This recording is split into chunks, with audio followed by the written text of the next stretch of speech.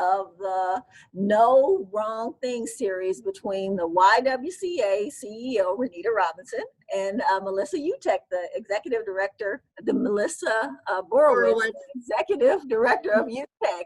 We're so excited to be here with you today, and a lot has gone on since the last time we met. I just want to remind you all that the YWCA is dedicated to eliminating racism, empowering women, and promoting peace, justice, freedom, and dignity for all. And we feel like this broadcast, our Where We Live series, our Stand Against Racism series, our Implicit Bias Conference, our Empowerment Conference, and many of the other things that we are offering are moving us slowly as a community towards that end. And so thank you for spending your time with us today. I'd like to reiterate that we have created this to be a safe place where people can come and talk about questions and ask questions, and then kind of voice some of the concerns that they have about race and diversity and inclusion, and that be building bridges. And so today our goal is to really focus on 4 areas.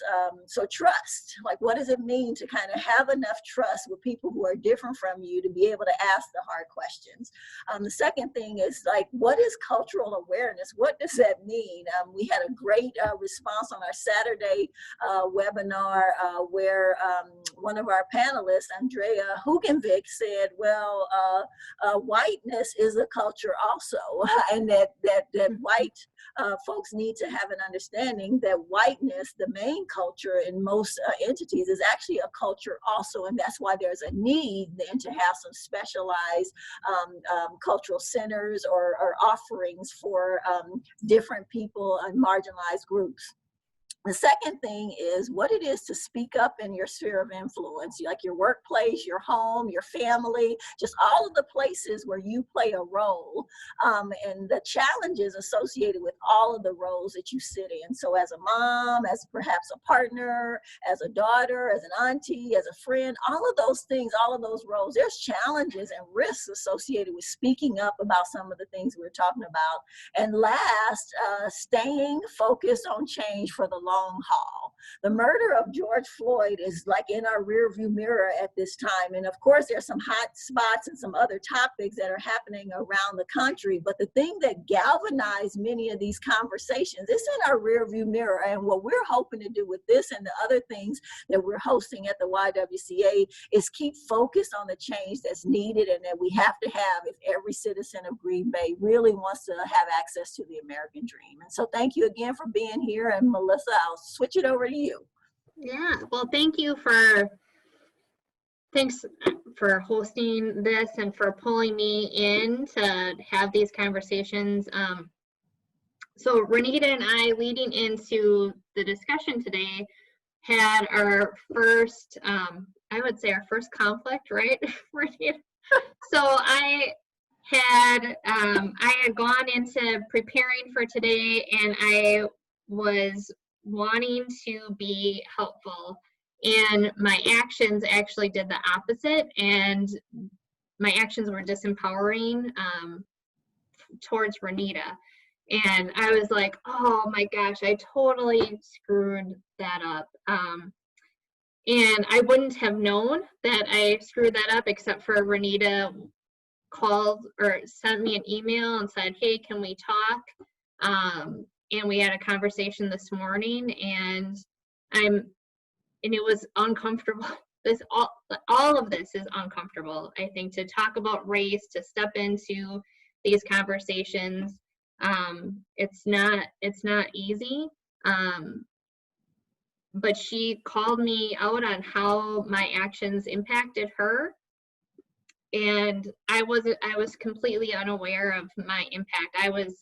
I was acting, as we talked about later, out of my own insecurity and fear.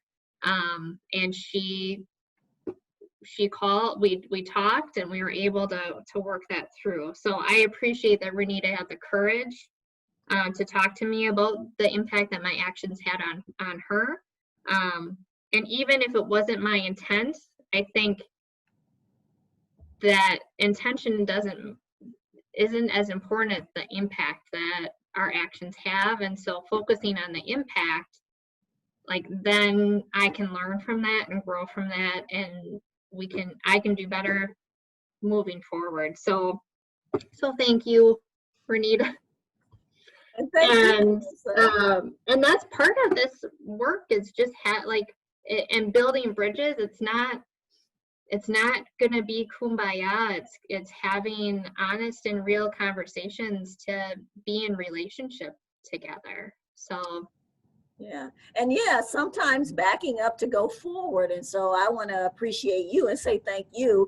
I knew that I needed to address it. And my first inclination was, I know she didn't mean anything, so let me not say anything.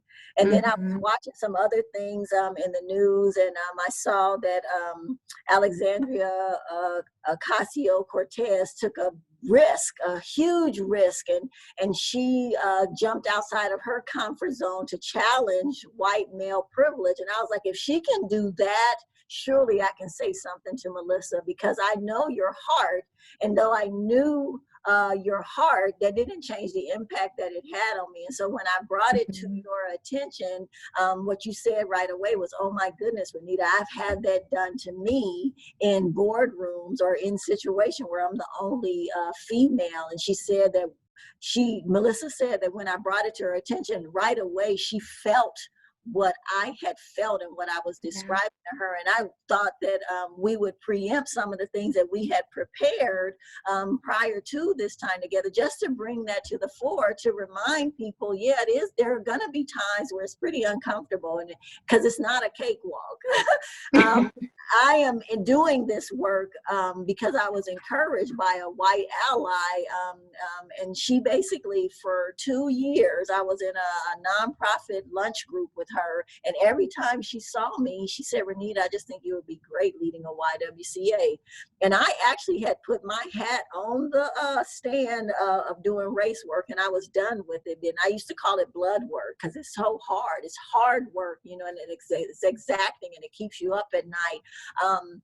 And it wasn't until I had a biracial granddaughter that I decided perhaps I need to throw my hat back into the fray and get involved, so that I can make sure that I'm doing whatever I can do to make sure that I'm having conversations with her and for her, and that impact her to make her life a little bit different than mine, because of the layered impact that racism has on being a woman in America.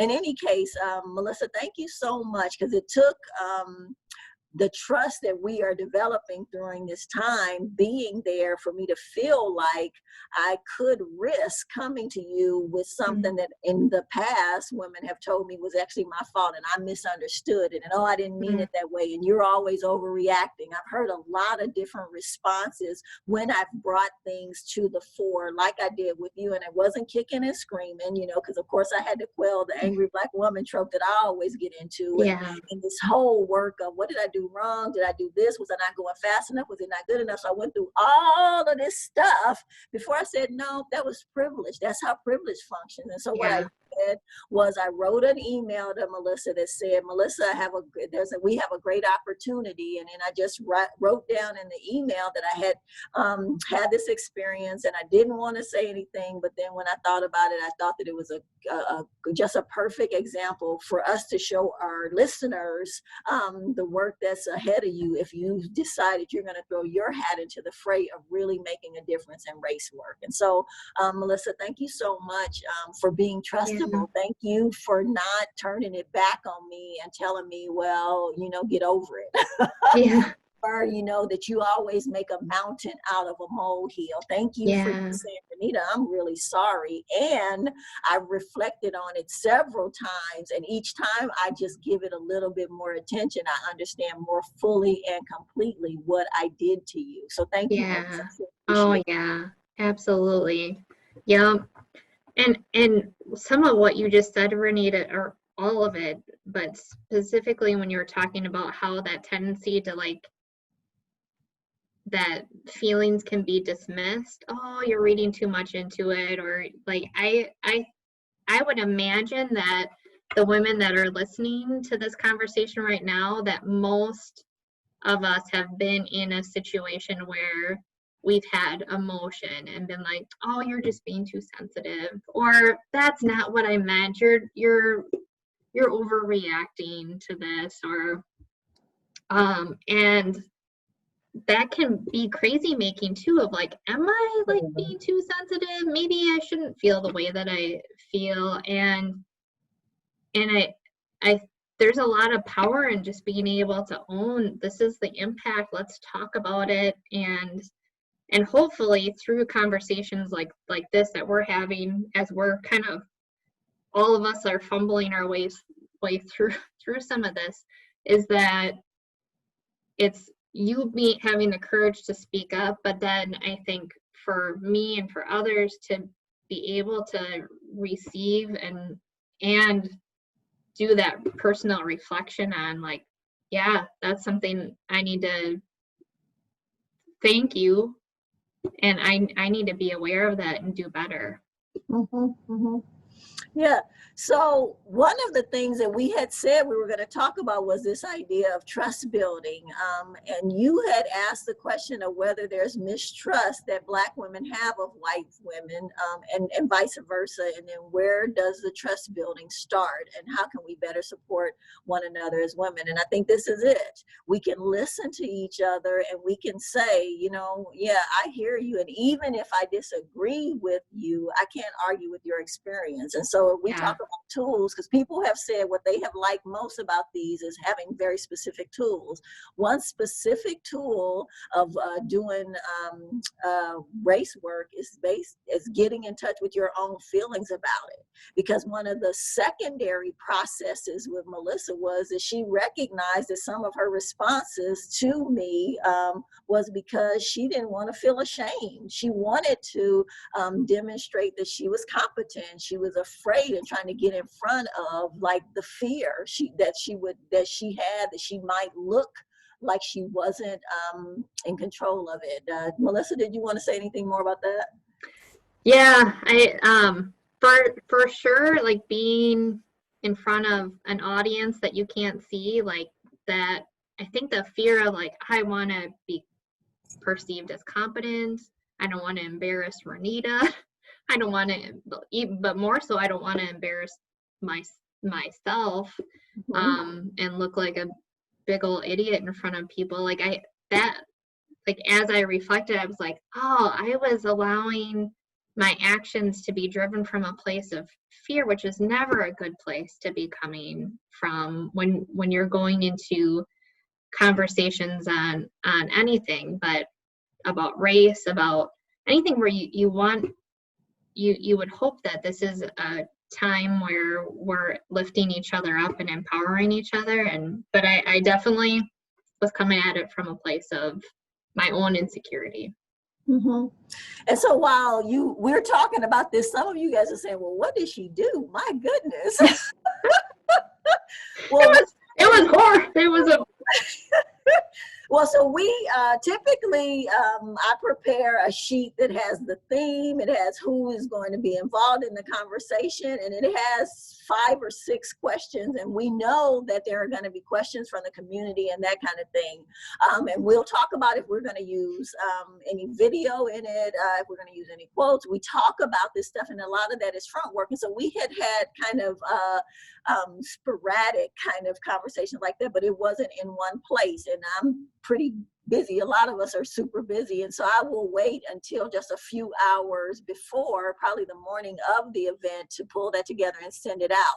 Well, so Melissa started talking on Friday about it. And then on Saturday, she sent something, I think. And then so Sunday, she had sent something else. And it was this fully T's crossed, I's dotted, this laid out thing and this thing. And I was just like, what in the world? You know, and she said, oh, and just feel free to change anything you want to change. And I was kind of like, okay. And so I sat on it for 2 days and really didn't do anything. And then when I got up on Sunday morning, I was kind of like, yeah, like I asked, it made me ask questions like, had I done something wrong before? Did she feel like I needed that much assistance? Had I not been, was it how I was doing it not smart enough? So I had all of these questions, and I spent all of this time, and it was just kind of really crazy making, right?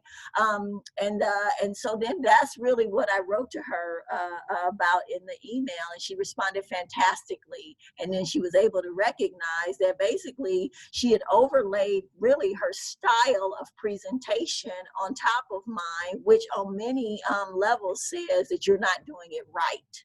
And when we're talking about race, work, and privilege and that kind of thing, the way people of color have their voices silenced or how they're dismissed is by people who have a right way to do it, doing it the way that they've decided is the only way and the only right way. And so that's kind of what happened. And so in some of our conversation that ensued, I talked about, like, white people really are pretty linear. That's very cultural. African Americans, Native Americans, Latinas, they're actually very circular. It's very cultural. Irish too. Yeah. Irish are different. Their styles of relating. We tell stories. We start at one point and we may have 4 or 5 points. We come back, but it's very circular. White people are linear. And so when you're not getting just the facts, Jack, then sometimes people who operate under that style of relating feels like it's not being done right, and they try to hurry you along. And so I experienced her really trying to hurry me along and put me in this box and making me conform to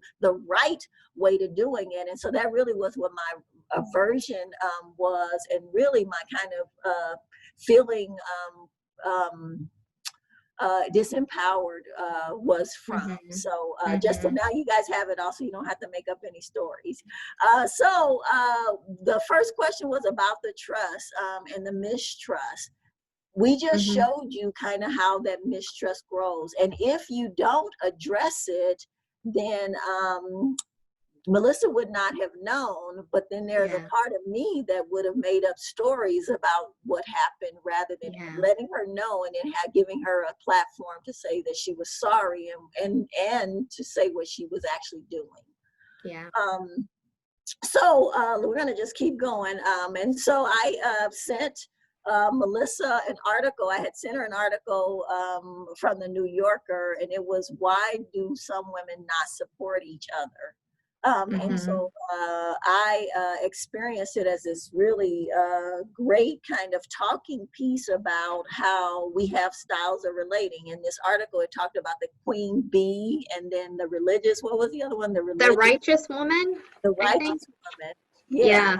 And there's 2 totally different styles of relating, and there was work about why the culture thinks that all women do this stuff, and then they make it this gender thing, when the reality is men behave just like women behave in the workforce. It looks different, and it's sanctioned, right? And so women are called names, and they're called catty, and they're called all of these things. And men, in some cases, actually behave even worse. I mean, the impact of it is even more damaging, and women and people don't refer to it at all.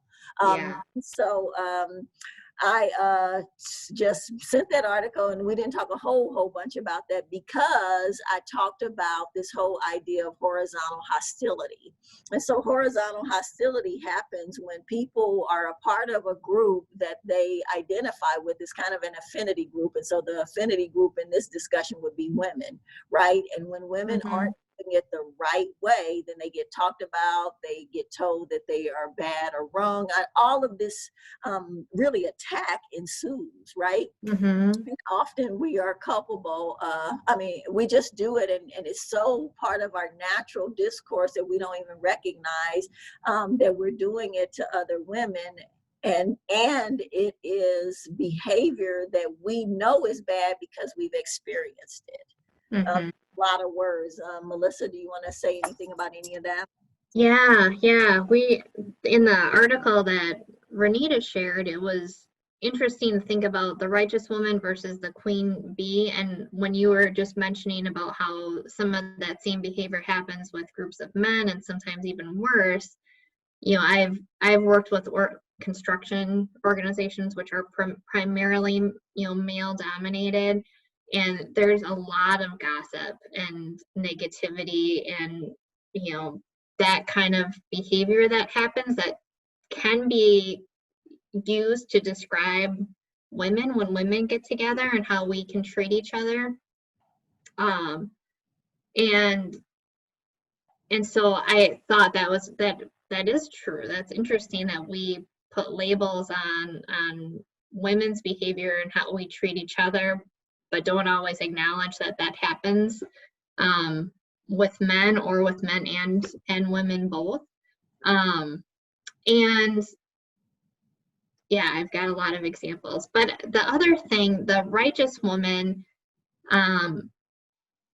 you know, I know, like in conversations that I've had, like it's kind of interesting to think about, like, what would it look like if we really were about supporting and empowering each other and lifting each other up and cheering each other on, and instead of the competition or the gossip that can sometimes, you know, happen, and what drives some of that.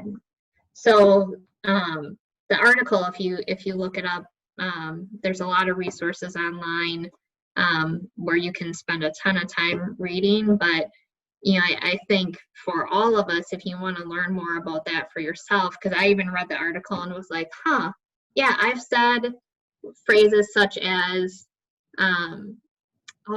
you know, growing up, I tended to get along with groups of guys better than girls.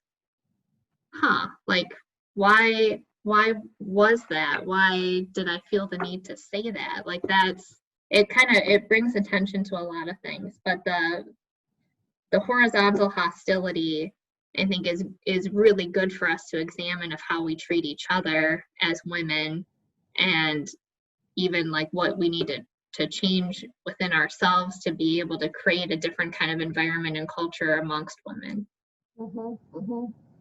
Yeah, and so I think that, Melissa, you and how you're being is a really good example of kind of what needs to happen. You know, you've turned into a sort of an evangelist about this issue, and so what I know is that you are leveraging the power and the spheres of influence that you inhabit to get your team talking about it. You're raising a consciousness in the spaces that are yours as a mom in your community, so that those people then are being challenged, you know, to think differently about their the ways that their silence actually is agreement with all of the really just bad stuff that's happening in the culture all around us. So I think that every person doing their part, and their part looks different. I know that we have had several different broadcasts, and different people on the broadcast believe that action looks different.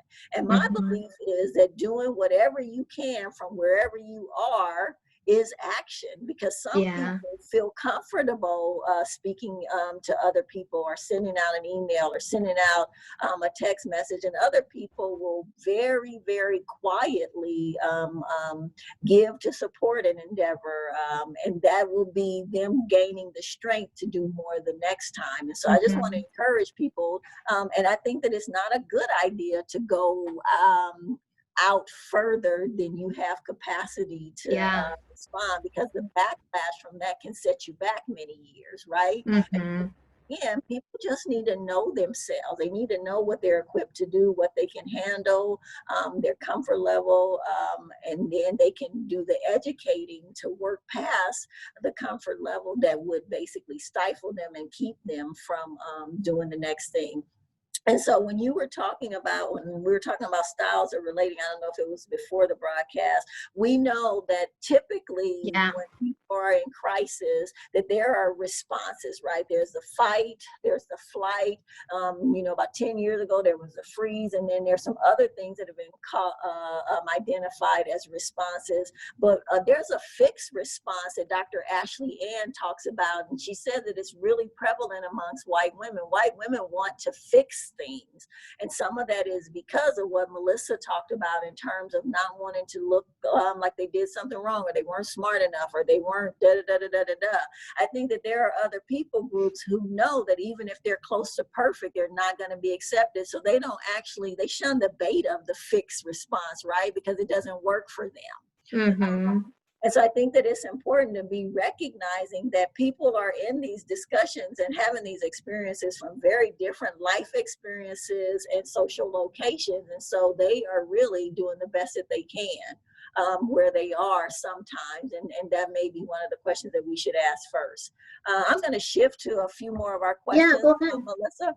And so we received a question about how do employers or organizations get started on gaining awareness and cultural sensitivity? What do you think? What are you doing in your organization, Melissa? Oh, sure. Well, it started probably with me freaking everybody out with coming in saying, we're going to do something about this. I don't know what, but we're doing something. Everyone's like, what are we going to do? Mm-hmm. So we, as a team, as you and I have talked, Renita, as resources have been shared, as books or documentaries have been shared, it's actually been a lot more organic, I would say, like in the last couple of months of knowing that our members of my team are reading, we're in discussion, and everyone's maybe kind of in a different place in their journey, but we're talking about it and exploring, how people are feeling, how they're reacting to different events that are happening in the news, and uncovering a lot of just self-awareness on things that I need to change, or others are learning that they want to change. So that's a piece of it. And the piece that I'm probably personally grappling with right now is even with clients and organizations that we're working with, when things are coming up, it's my first meeting and I'm just getting to know somebody, and I hear things that are maybe racist or sexist, or how am I addressing that without coming at people so hard that it shuts them down. And so I think those are the kinds of those conversations, or even reflections of how am I taking those opportunities to just acknowledge, hey, I'm in this process of learning right now, and when you said that, you maybe aren't aware, but that's how that comment can actually be racist, and and just bring those conversations up. Those are hard. And how do you feel when you do that? Because you haven't been doing that for a really long time. How does it feel, Melissa? Uncomfortable. It feels risky. It feels I think something that you had said earlier, Renita, even about getting to that place of hey, I'm going to talk to Melissa about the impact of her actions on me, is in my head, it's easy to go to a place of oh, they don't really intend that, or I know that that's not what they mean, and how we can very easily initially excuse certain things. Mm-hmm. I think we were talking about this as a team this morning, and I was like, gosh, I'm seeing these patterns or opportunities to be able to talk about race and racism, and multiple times during a week. And someone on my team said, it's probably your filter has changed. It was always there before, but we now we have this filter or this lens that we're just seeing it more and not dismissing it as well, they didn't mean anything by that. Mhm. So, but yeah, to go back to your original question, I would say it feels uncomfortable and risky because you don't know how someone's going to respond, Mhm. and if it's going to cause a break in that relationship or.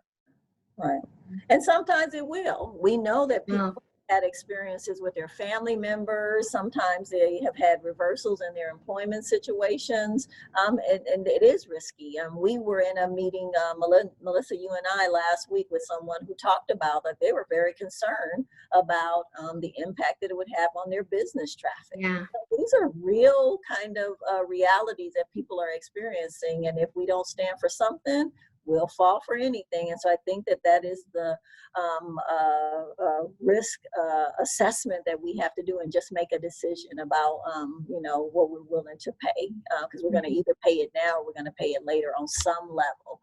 Melissa, you had talked about some stories in companies that you work with where they were committed to change, and then they corrected some decisions that they made that had an adverse effect on people of color. You want to share any of those? Yeah, absolutely. Yeah, because I think these are things that are maybe seem on the surface like really innocent, and this is about awareness and feedback for sure. So a couple of organizations, one, leadership had been looking at the vacation policy, and like previously people could bank vacation time and accumulate time. And they changed it where it's like you had to use it within that calendar year or lose it. So they made that change. And without the knowledge that some of the people of color that worked within their organization had been saving up their vacation time and saving money to take a trip to visit family that they hadn't been able to see outside of the state for a couple of years. And so it was really interesting because those individuals were not going to speak up and say anything because they're like, what am I? From their perspective, they're like, well, I'm not going to be able to change this policy. So this is just how it is. So now our vacation time, my trip that I had planned where I was going to visit family, I'm not going to be able to do it. So they were going to cancel this trip.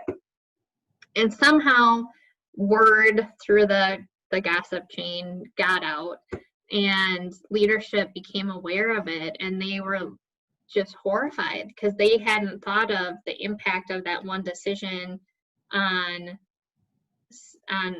some of their employees, and particularly the people of color who had been saving up to take this trip. So they immediately responded, they apologized, and they're like, you have this vacation, you need to go and take this trip. So they adjusted. Another organization had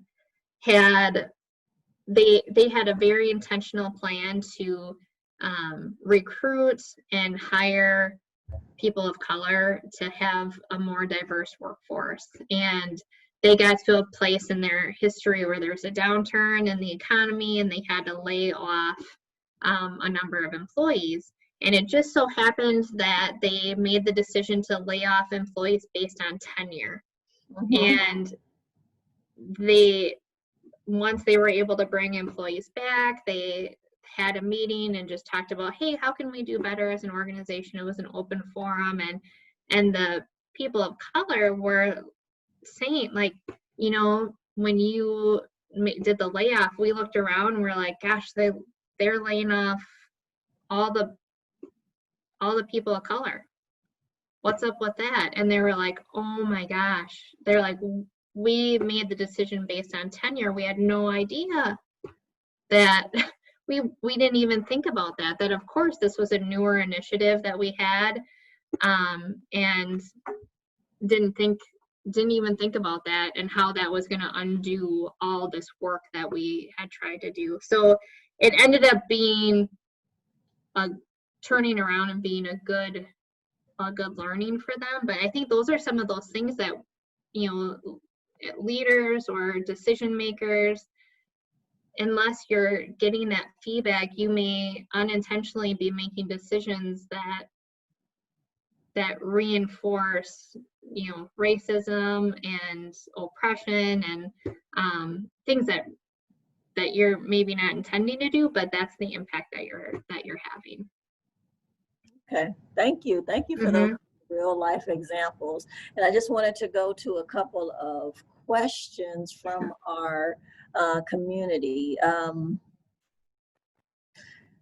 I've read that it's important to reach out and get to know people of color in your community. Could you share ideas on how I can reach out and get connected? Yes.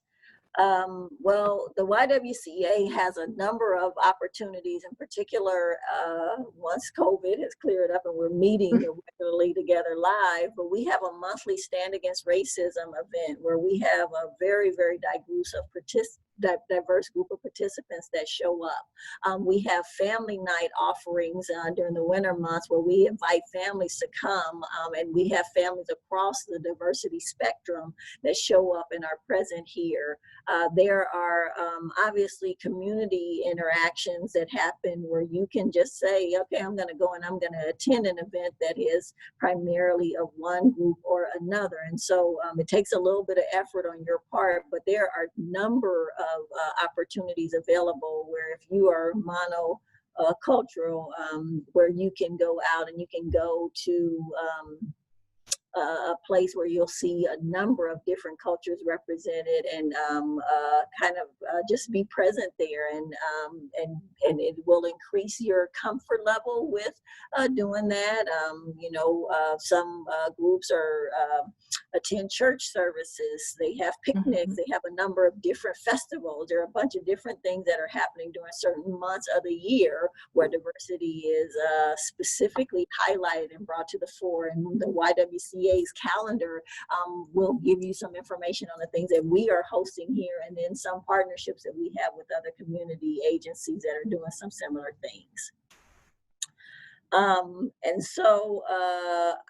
We also have very specific trainings. Another question asked about ideas on how white communities can reach out and get connected to people of color. And then the culture training, how businesses can do that. Some of our community education work provides training, culturally responsive workplaces. We can offer, an hour, a half day. We have conferences, but we can scale conferences and sessions to educate different work communities specific to the issue that you think that you would like to expand in your work area. And so one of the things that I've been talking a lot about at the YWCA is this idea of cultural ads. And so people have a cultural fit is more kind of that rightness that I was talking about. Cultural fit and rightness are it's kind of sisters in the same space. But if we could reframe how we think about workplaces and start hiring for cultural ads, that will start to diversify our workplace. In one of our sessions, we talked about just the misunderstanding of affirmative action and how affirmative action isn't a policy that causes people to hire the less qualified people. It is a policy that allows people who have had less access but have the basic qualifications to be given a chance, so that then there is culture added to some environments that had been really only accessible to people who had privileges that gave them opportunities to make their resume look very, very look more attractive because of some of those experiences that some people who are from different racial, ethnic, socioeconomic groups, they just didn't even have access to be able to say that then I've done X, Y, and Z. And so I think that there are a lot of different ways that we can just start being intentional and doing the next thing. And even if it's a small thing, eventually those small things will add up, and it will start to transform organizations, mindsets, et cetera, et cetera.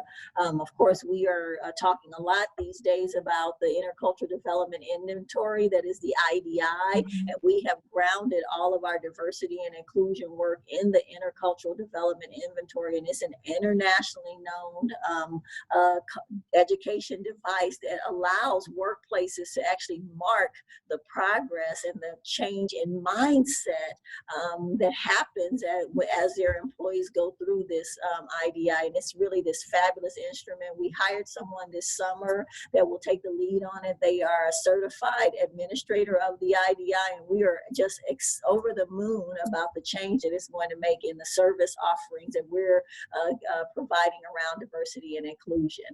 I'm going to shift and get back to some of the other questions that we had talked about, Melissa. I'm looking at the time.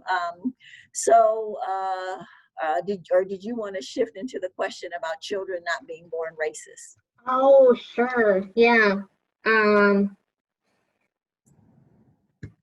Gosh, yeah. So a friend of mine had reached out and said, you know, children are not born racist. Well, racism may start in the home, not all racism does. So how can parents prevent their children from becoming racist, especially if the children are learning it outside of the home?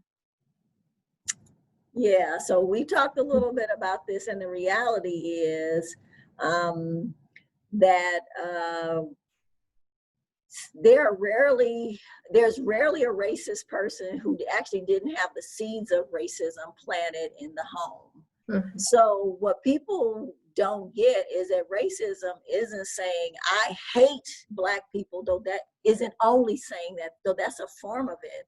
Like racism in particular, when we're talking about systemic racism, we are talking about ways of thinking and behaviors that actually cause people who, because of their race, cause them to have less access to things. It is a belief that because of their race or their country of origin and that kind of thing, that they're less than other people. It is this difference of power and access to power that continually causes certain people groups to be confined in an area of not having access to opportunity. And so when we talk about racism, we do talk about, and we expand it into socioeconomics and access and a number of other different things that affect the quality of life that people have. And so unless we're actively being anti-racist, we are probably being racist in our home. And so for people that say, oh, it doesn't start in the home, they're not correct. They may not be aware of all the ways that they're being racist in their home, but racism typically starts in the home. And so that's a hard reality. It's hard for people to hear that, in particular people that don't think they're racist. But the reality is most racism does start in the home. Mm-hmm. I don't know, your thoughts on that, Melissa? Yeah, no, I agree. I think with everything that you and I have talked about with racism, Renita, and conversations that I've had, and even the work that I'm doing myself, is there are so many things that we've just been acculturated to accept that you just may not be aware of things that you say in the home or attitudes that you have that, you know, are shaping and influencing your kids, really, unless you're doing some of that work to learn more and to be introspective and to bring to the forefront things that maybe you didn't know before. And it's uncomfortable and it's hard work, but I've been telling people, like, I love living in the United States. I love living in Green Bay and in our community. And I can love living here and recognize that we have a very dark past. And there's a lot of There's so many things. There's been systemic racism. There have been systems, and Renita, like you were just saying, less access to opportunity that have been in place because of power structures and whatnot. And until we kind of grapple with that, even our interaction this morning, I would not have thought about, until you gave me that feedback, that I was acting, out of my own privilege and whiteness of how I wanted to be prepared. And so it's impossible in some ways to not have been influenced by how our culture has taught us, has shaped our thinking about racism. And so that's the hard work of looking at how we can take a part in breaking that within our families, within our organizations, within our community. Yeah. And I think that the more help people get with information that shares language about how to look at it.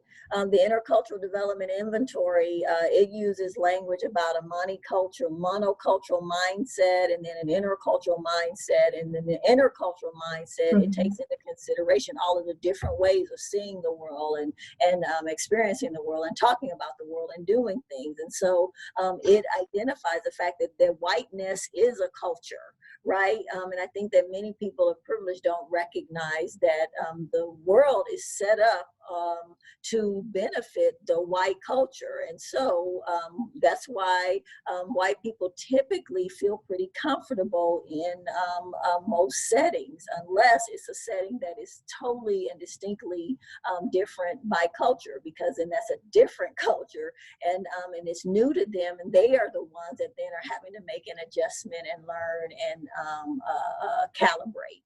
And so so I think that there's a lot can be said about the fact that it may not be intentionally created in the home, but it's highly likely that because we live in a culture that is white, and that is the mindset that everything is based on, that there is some racism in that. Yeah, so let's go. Oh, go ahead, Renita. You go. I was just gonna say I had a conversation with somebody just last week, and they had said that they used to say the phrase, "I don't see color." And then they've come to find out in the recent, I don't know, couple months or so that's actually not that. I don't know if you would say that that's a racist comment, but that it's just not true, and it's not helpful to say that, because but she's been doing her own learning. She's like, yeah, so it's actually not good to say I don't see color. Do you have a perspective on that?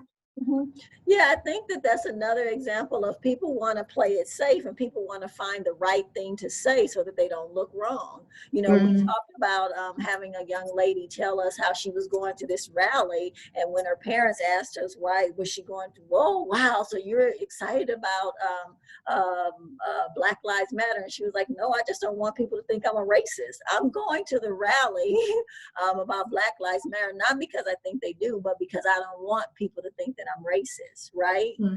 And so I think that what is true is that people hear here and there things to say that'll keep them out of the soup, when in fact sometimes they're saying things that are highly offensive to people of color, and they haven't counted the cost, and they didn't ask the right people so that then they wouldn't misstep. But to say that you don't see color means that you don't that you are not sensitive to the reality that me showing up in this brown body with all of the experiences that I carry with me into every single room. Because when I show up in a room and I'm there with 50 other people and I'm the only black face there, color just walked in the room. And so for someone to say they don't see color, like it's really saying they don't see me. And so while I don't expect for them to carry kind of like the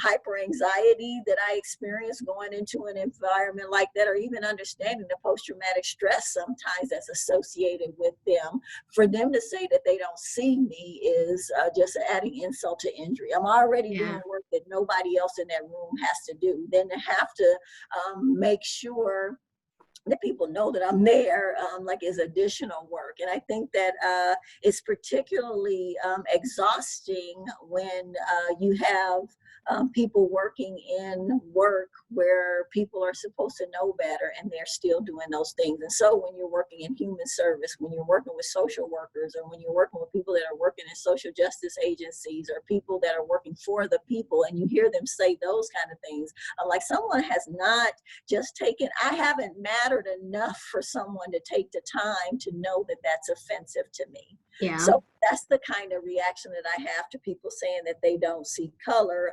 And it really is just denial. You know, that's probably the base level. That is the base level on the IDI, when people deny that there's something that needs to be talked about. Yeah. If we say that we want equality for every community in Green Bay, and we want to have little brown children, little red children, little black children in Green Bay public schools, and the Schwabenheim public schools, at Notre Dame High School, we say that we want to have them, we want them to have access to a learning experience that affords them the opportunity to get into the race for the great American dream. We have to recognize that color is making it really difficult for some of them actually to get the same access to some basic liberties that everybody is supposed to be given.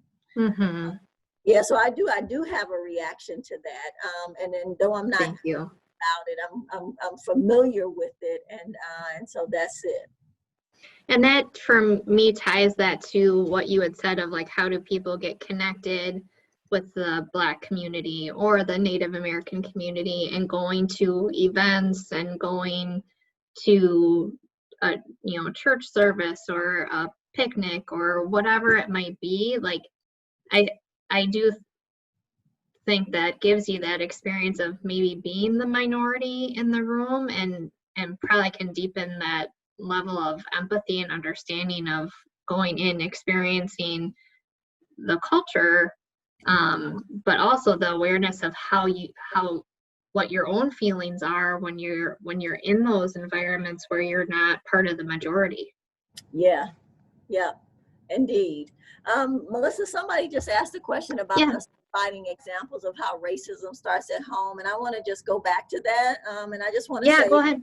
Most of the times, or a lot of the times, the way racism starts at home is by not alerting the people in our home about when racism is occurring. And so we talked about silence being agreement. Like if you guys are listening to something on the radio, or you see something on TV, or something is read in the newspaper, and it is an example of how racism functions, and we fail to educate the little people in our lives about that on their level, that's how racism starts in the home. Because if we don't say something about it, our silence is agreement. So that's probably the biggest one. And I think that people are like, it takes your breath away to think that the fact that I am silent about things, because children are grafting in information every second of the day. They are being communicated something every single day. And so because now we live in an environment where we cannot go out of our homes without being accosted about something, something that's on some level traumatic for somebody. If we're not processing that with our children, and we're having those children who are the best observers but the worst interpreters, if we're leaving them to their own devices of interpreting whether that's racist or not, we are actually starting racism. We're becoming complicit in what is racist about the culture that we live in. That's a really hard reality, because as parents, we don't want to think that we have not cared well for our children. I didn't care well for my children, and I didn't know I wasn't caring well for my children until I took them home to the neighborhood that I grew up in Los Angeles. And they were like, Mom, why are there bars on the houses? And we had these conversations, and it occurred to me that I made the assumption because they had come out of my Black body, that they would understand racism. It wasn't true. I actually needed to do more work than I did early in their developmental process to help them understand. Then when my son got into the situation where he was called that Black boy, and it was riveting to him, like I hadn't done the front work that I needed to do as a Black parent to help him understand what was coming. And I think that just telling children about, the realities that some of the children that are different from them in their classes face at home is a way that you actually are doing the opposite of adding on to racism. It is kind of starting these conversations that expand the thinking of young people, because they are sponges, right? And so we're giving them permission to ask tough questions so that when they're 15 or 25 or 35, it doesn't seem so absolutely terrifying to ask a hard question about differences amongst races. Among races, not races. Yeah. Okay, we have just a few minutes. We have about 4 minutes, and so I want to go to the staying the course and keeping focus on change. And so now that the news has shifted back to the coronavirus, people are not as motivated to do something because everyone else seems to be doing something. So what do we do now, Melissa? What are we going to do now that the kind of intensity of this racism conversation has died down a bit? Oh boy. You and I have talked about this. I think I have a couple of feelings about that. One is that I've described, this is going to sound so weird to talk about it like this, but I feel like after George Floyd's murder, like once you see something, you can't unsee it. And so knowing that that racism is a reality in our country, and it has been for a really long time. And then I think Dr. Eddie Moore had referenced that study that was done across the United States, where Wisconsin was rated last, the worst place for Black people to live in the United States.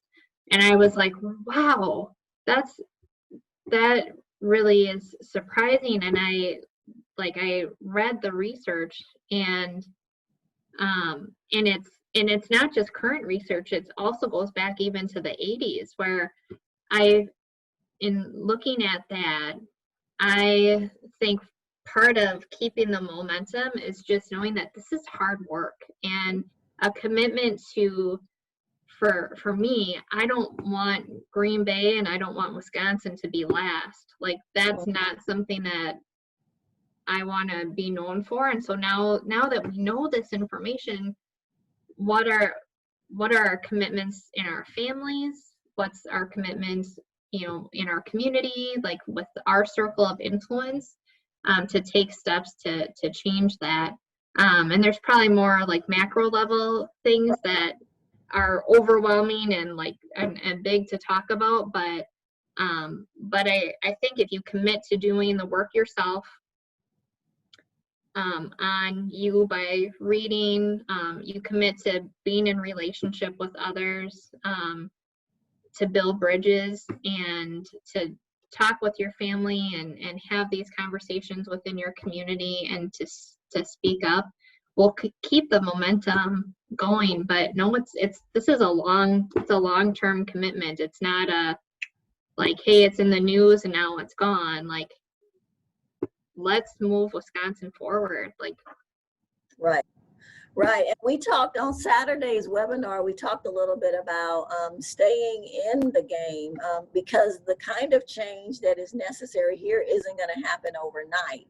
Yeah. And so people who have the resources to then sponsor educational events and that kind of thing, we want them to keep supporting those endeavors even when they think it's not changing, because what's happening is some of the really concretized like issues around racism are just finally just getting beat, and they will be broken up, and eventually you'll start to see a shifting. But it takes a long time. I mean, if you think about Melissa, your comfort level, like you had to have enough information that then compelled you to do something, right? And it took time for you to get that information. And most people are not going to be ravenous like you were in terms of just every waking moment almost spending it reading something new, and you know what I mean, just challenging yourself to educate yourself. People aren't working like that. A matter of fact, the woman that I credit with my work in the YWCA, when I asked her would she have done the work that she did if she wasn't working at a YWCA, she told me no. She said, Renita,